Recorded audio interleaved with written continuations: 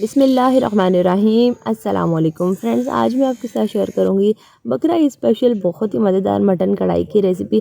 Simple ingredient इसमें जाएंगे लेकिन टेस्ट में ना बहुत ही कमाल की ये रेसिपी बन के तैयार होती है। तो चलिए मटन कढ़ाई बनाना स्टार्ट करते हैं। यहाँ पे मैंने 2 किलो मटन लिया है और मिक्स लिए है, बोन के साथ भी है और बोन वाला भी है। तो अच्छे से मैंने धो लिए है और इसको गलाने में काफ़ी टाइम लगेगा, तो मैं इसको प्रेशर कुकर में डाल रही हूँ। आप अगर प्रेशर कुकर में नहीं डालना चाहते तो सिंपल जो है ना इसको पतीले में भी डाल सकते हैं। और उसके बाद ये 3 लार्ज साइज़ की प्याज और एक छोटी सी प्याज, ये वेट में तकरीबन 300 ग्राम प्याज बनती हैं, ये मैंने इसमें शामिल की हैं। और ये जितनी भी मेजरमेंट मैं आपको बता रही हूँ ना बिल्कुल परफेक्ट है और बहुत ही ज़बरदस्त किस्म की कढ़ाई बनती है। और इसके साथ 3 बड़ी इलायची और 6-7 छोटे छोटे दालचीनी के टुकड़े डाल दिए। इससे ना जो गोश्त की महसूस सी हमक है ना वो सारी ख़त्म हो जाएगी। और इसके साथ 2 खाने के चम्मच मैंने लहसुन डाला है और 4 गिलास जो है ना मैंने डाल दिए इसमें पानी के। वेट में तकरीबन 1 से सवा लीटर पानी जो है वो बनता है। और इसके साथ 1.5 खाने का चम्मच मैंने नमक डाल के अच्छे से मिक्स करके इसका ढक्कन प्रेशर का लगा के चूल्हे पर चढ़ा दिया। और 20 मिनट तक हमने इसको प्रेशर कुक करना है, यानी कि इसकी जब विसल बजना स्टार्ट होगी ना तो उसके बाद मैंने 20 मिनट जो है वो टाइमिंग रखनी है। जब तक गोश्त हमारे गल रहा है तब तक इसके लिए एक ज़बरदस्त सा मसाला बनाते हैं। तो यहाँ पे मैंने ले लिया है तकरीबन 1.5 कप के करीब दही, उसमें 1.5 खाने का चम्मच बिल्कुल फ्रेश पिसा हुआ मैंने सूखा धनिया लिया, 1 खाने का चम्मच सफ़ेद ज़ीरा पिसा हुआ, 1 चाय का चम्मच हल्दी, 1 चाय का चम्मच कुटी हुई लाल मिर्च और 1 खाने का चम्मच पिसी हुई लाल मिर्च मैंने इसमें शामिल की है। और ये पेस्ट जो है ना वो बना के तो हम रख देते हैं साइड पे। और दूसरी तरफ गोश्त जो है ये भी माशाल्लाह से बहुत अच्छे से गल चुका है, ढक्कन हटा दिया मैंने। अब यहाँ पे हमने क्या करना है, ये जो प्रेशर कुकर में हमने स्टार्ट में डाला था ना प्याज, तो प्याज को हमने साइड पे कर लेना है, गोश्त को अलहदा कर लेंगे और इसकी यखनी भी साइड पे अलहदा करके रख लेंगे। यहाँ पे नेक्स्ट स्टेप की तरफ चलते हैं जो कि फाइनल स्टेप है। तो यहाँ पे एक खुले मुंह वाला बर्तन ले लिया है, उसमें मैंने पौना कप के करीब दही ली है और ऑयल लिया है और इसमें मैंने डाल दिया 1 चाय का चम्मच सफ़ेद ज़ीरा साबुत।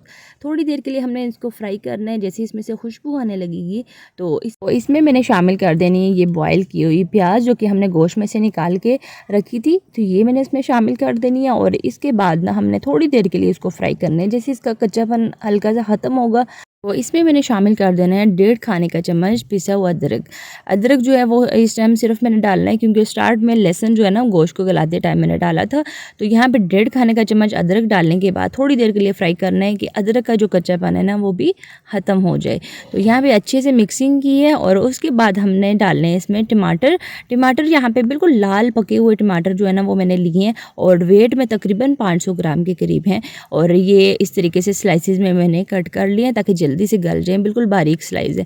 अच्छे से मैं मिक्स करूंगी इनको और उसके बाद ढक्कन से कवर करके तकरीबन 5 मिनट तक हमने इसको पका लेना ताकि टमाटर जो है ना वो अच्छे से सॉफ्ट हो जाए। बीच में मैंने एक दफ़ा चम्मच जो है वो चला लिया था। यहाँ पे आप देख सकते हैं टमाटर माशाल्लाह से बहुत अच्छे से गल चुके हैं, इन्होंने जो अपना पानी छोड़ा है ना उसी में ये गले हैं बहुत अच्छे से। तो अच्छे से अब हमने इसकी मिक्सिंग करनी है और यहाँ पे ना अब इसका मेन काम आता है भुनाई का।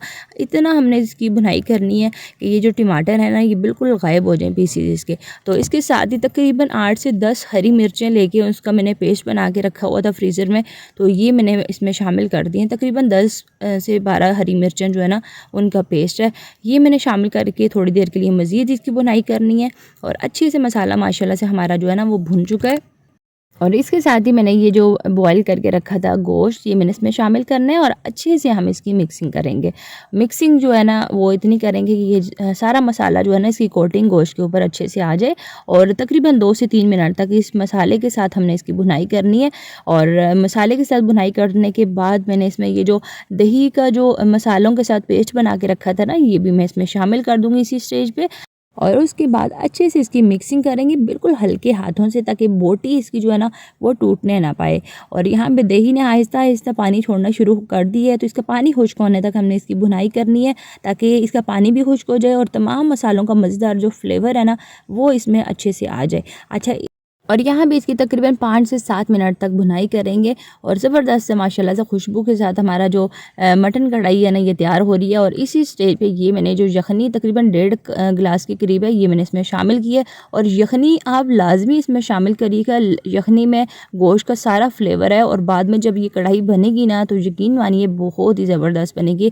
तो यखनी को आपने ज़ाया हरगिज़ नहीं करना, बल्कि इसी में आपने डालना है। और यखनी जितनी भी बची थी ना सारी मैंने डाली है और इसका पानी जो है ना वो अब हमने खुश्क होने तक पकाना है। और नमक जो है वो आपको मैंने स्टार्ट में दिखाया था, गोश्त को गलाते टाइम डाला था, तो इसके अलावा मैंने कोई नमक इसमें शामिल नहीं किया। और इसके साथ आधा चाय का चम्मच इसमें गरम मसाला और 1 खाने का चम्मच कसूरी मेथी, ये मेरी होममेड घर की खुश्क की हुई कसूरी मेथी है जिसका बहुत अच्छा मज़ेदार सा टेस्ट आता है, बहुत अच्छी खुशबू आती है। इसके साथ 4 से 5 मैंने हरी मिर्चें कटी हुई और 2 से 3 खाने के चम्मच अदरक स्लाइस में कटा हुआ और 2 से 3 खाने के चम्मच हरा धनिया इसमें शामिल किया है। तमाम चीज़ें शामिल करने के बाद अच्छे से मैं इसे मिक्सिंग करने के बाद 7 मिनट के लिए रख दूँगी दम पे, ताकि इसका ऑयल जो है ना वो भी बाहर आ जाए। और दूसरा जो हरी मिर्चें हैं और अदरक हमने इसमें शामिल किया ना उनका मज़ेदार सा फ्लेवर इसमें से आ जाए।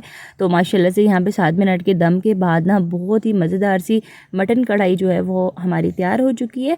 अब मैं इसको करूँगी डिश आउट। और इसको आप बकर ईद पे बनाएँ या फिर आम दिनों में भी इसको इस तरीके से बनाएँ, बहुत ज़बरदस्त माशाल्लाह से बनती है। बहुत कम इसमें मसाले जाते हैं लेकिन टेस्ट में ना इसका कोई जवाब नहीं है। जितनी मेजरमेंट मैंने आपको बताई है आप उसी तरीके के मुताबिक अगर बनाते हैं ना, बहुत ही परफेक्ट किस्म की मटन कढ़ाई जो है ना वो आपकी बन के तैयार होगी। और इस कढ़ाई को आप मटन की जगह बीफ के साथ भी बना सकते हैं, चिकन के साथ भी बना सकते हैं। लेकिन फिर चिकन के साथ ना इसको पकाने का थोड़ा सा डिफरेंट मेथड हो जाएगा, लेकिन बीफ के साथ भी आप इसी तरीके के मुताबिक जो है वो बना सकते हैं। और यहाँ पे मैं आपको इसकी बोटी जो है वो तोड़ के दिखा रही हूँ, बहुत ही माशाल्लाह से मज़ेदार और बहुत ही नरम इसका गोश्त बन के तैयार हुआ है। इसको आप रोटी पराठा या फिर हमेरी रोटी के साथ भी आप खाएं, इसका मज़ा दुगना हो जाएगा। और दूसरा इसके ऊपर लीमू छिड़क के आप खाएंगे ना तो बहुत ही मज़ेदार लगेगा, क्योंकि यहाँ पे लीमू दिखाना मैं भूल गई थी, सर्विंग के टाइम मैंने लीमू भी रखे थे इसके साथ। तो इस ज़बरदस्त रेसिपी के साथ मैं आपसे इजाज़त चाहती हूँ। अपने फ्रेंड एंड फैमिली में प्लीज़ इस रेसिपी को शेयर ज़रूर करिएगा, ताकि ईद आने से पहले ये ज़बरदस्त जो रेसिपी है ना सब तक पहुँच जाए। तो मिलते हैं फिर किसी और नई मज़ेदार वीडियो के साथ। अल्लाह हाफिज़, फ़ी अमान अल्लाह।